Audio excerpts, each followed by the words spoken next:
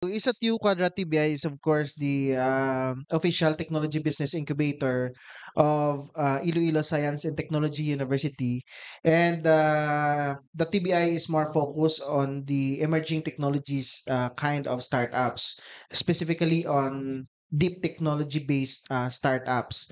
The TBI was funded by DOST PSHIERD, with of course with the initial budget, and last 2021, and right now this is being sustained by the university. For Isatio Quadra TBI, actually we have a lot of programs and activities in the TBI, because when we started the TBI, the university community, has a little to no background regarding startups, Mm. technology entrepreneurship, and the like, no? So we have activities like promoting technology entrepreneurship in the university ecosystem. We call it Quadra Kaalam.